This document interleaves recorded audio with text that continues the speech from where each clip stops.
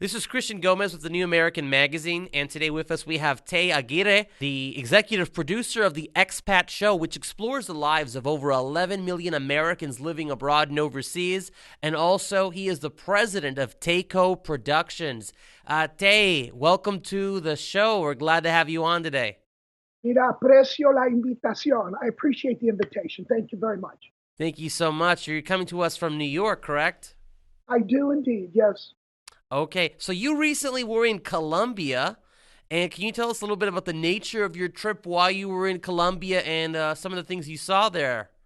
Originally to visit with expats. These are people from America, some from Canada. Not many in Colombia. As a matter of fact, even according to State Department figures, is probably less than 60,000.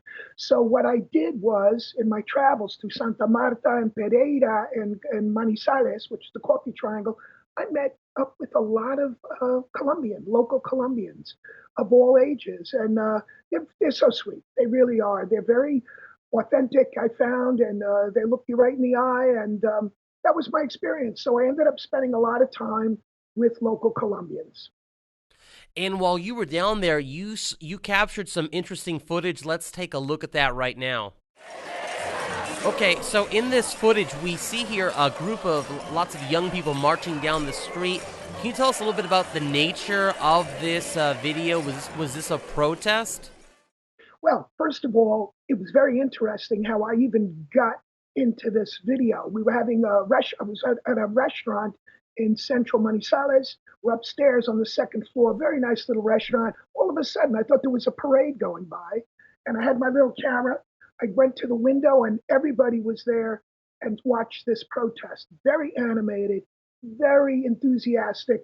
And even though there were many, many young people, what I did find, Christian, is that of all ages seem to be plugged into what the issues are. And so I got to learn little by little about, I would say, the areas of irritation that brought this kind of protest on, which, as you know, is going on now throughout Colombia.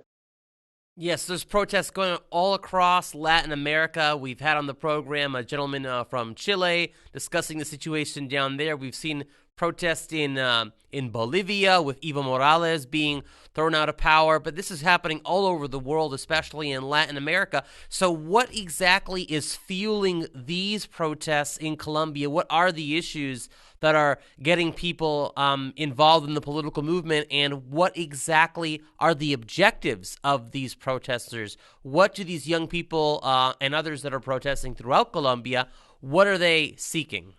That's a great question. What I've learned is that uh, it actually was about, remember, if we go back to, my God, back in 2016, for example, FARC, which was the Fuerzas Armadas Revolucionarias, with the FARC, that that organization seemed to, you call them Marxist-Leninists, but they seem to leech on. That seems to be the MO. They leech on to dissatisfaction. And that's what I got from this whole thing. And the issue really was many of the Colombians I spoke to, young and old, basically are saying that Uribe, or Duque, I should say, I'm thinking of Uribe, the last guy, but Duque, they criticize him because they feel that he's not really listening to the legitimate issues. And Remember when that's the president of Colombia, correct? Correct. Yes, and remember back during the peace, what they call the peace negotiation with FARC, the agreement was they're going to lay down their arms if the government will address the infrastructure problems. Now, in my understanding, there's no question that Marxist-Leninist types of organizations reach on to these kinds of these areas, as I mentioned. But the thing is that um, um, what they're saying is that Duque is, instead of addressing because there's no infrastructure to speak of renovation, and what the people feel, at least the ones I spoke with, are that he's he's just talking platitudes with them. In other words, what he's saying is, oh well, I'm bringing tax breaks. I want to do this, but he's never really. The people feel this way anyway. That he's not addressing the real problems, the real questions, the real concerns of the people, and that's a complicated kind of thing because I want to say, the reason I also feel strongly, and what my impression was, Christian, of the people I spoke with, is when it comes to Marxist-Leninists, remember, the Colombians, as you know, the Colombians got their independence from Spain in 1810. And Simon Bolivar. Simon Bolivar, that's true. He's all over the place. It's true. And the thing is this: remember, the Colombians that I certainly met, in large measure, are very religious, traditional, nationalistic, and they appreciate their freedom. That's a real underlying thing. Now, as far as the question, in my mind, it was, well, is this a communist infiltration? It didn't make sense to me, and I'll tell you why. Because really, they're right next to Venezuela. And when I was in Santa Marta, the concern among business people that I spoke with there, and these are Colombian business people, is the unvetting of Venezuelans coming into the country, poor, taking over taxi jobs in the taxi industry, that kind of thing. So I think, again, it seems to me that Duque maybe, I shouldn't say this. Should I say? Well, I don't get that he's that intelligent to understand, or that cognizant to understand what is fueling this. And so do you think the President Duque, that do you think that he's naive then? I do feel that way, and I may not be the only person that feels this way because he's been criticized as being inexperienced and not understanding. You know what it's like, Christian? It's almost like, having for example, you have a small business, crazy example, you have a small business in a place and you're being hassled by gang members, let's say. So what do? You turn to somebody that's going to give you, maybe you turn to the mafia and you say, listen, how do I get rid of these people that are hurting my business? And in a way, the people, from what I understand, all the people want to know is that Duque is listening, and that he's really listening, and that he's really going to do something. But there's only so much that I was able to, to learn from the time I was there. But it is a complex issue. And the last thing I want to say is that many of these civil groups now are joining in on the protests as well. So it's not just about infrastructure. Now it becomes a pension issue, and other issues are coming in. So are these young protesters, are they feeding into the propaganda of the FARC, and even, which is probably coming out of Caracas and Venezuela? Are they feeding into that? Well, it's a great question. I can't really say. I don't really know specifically, but those I spoke with are they're very passionate. They're very focused on the unfairness of the peace deal, because it was a peace deal. And in 2016, it was a peace deal.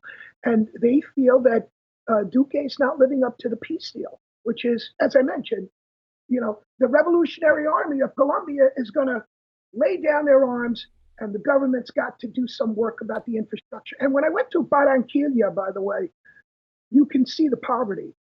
Now, what's interesting about the poverty is that the people don't seem to have a totally poverty mentality. They live their life. But there's some difficult things in Colombia, from my perspective, at least from what I've learned. Do you think there's a risk or possibility, a realistic possibility, that if these protests ensue, that support for FARC could grow, and that could lead to a kind of violent uprising or revolution in which FARC would be in a position to overthrow the Colombian state and government and replace it with what essentially would be a puppet regime for Venezuela, like we're seeing right now happening in Chile, like we have seen before with Bolivia and Nicaragua? This is a very good point and a very good question. From what I let me try to say this. I mean, it feeds into it, Christian. It really does. It's like um, people are going to gravitate towards groups that present a certain kind of empowerment. In other words, uh, you know, hey, you're not alone.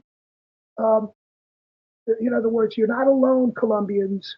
Uh, Come to FARC, come to our Marxist ideology. But again, I don't know how effective something like that would be because, at least in a small sense of what I've learned from the people I spoke with, again, they're very aware of the failure of Venezuela. You know, again, again, I spoke to, but a number of people, but locally. If only more American college students were familiar with those failures, they might be less inclined to join groups like Antifa and support candidates like Bernie Sanders, who would surely bring about a Venezuelan type situation if they could. Well, that's a great question, and I want to just say, uh, without blowing smoke, uh, it's a tremendous thanks to the New American and your organization that has been teaching the truth behind some of the issues. And not only that, but it's the communication and the technology we have today, in my view, that is making this scenario of going communist or going collectivist. Of course, my research is telling me that behind this is a global fascist kind of leadership behind these groups, the communist groups. But I feel positive about it because I think the people, again, have this, in Colombia anyway, have this very strong nationalistic, it's a pride. With Yo soy Colombiano. I mean, it's like that. And they won't allow their country to become a puppet regime, a satellite for Venezuela.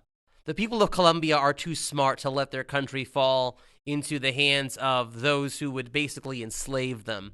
So there's hope for Colombia, and Lord willing, there can be hope for Americans as well, and not to be fooled into the lie of Marxism. Well, we have the internet, we have organizations like you, and people can, that's true, people can get information. And more, especially in the US, as you know, um, this technology, this social media, this kind of access to information beyond the mainstream has really, and I think will really be a saving grace.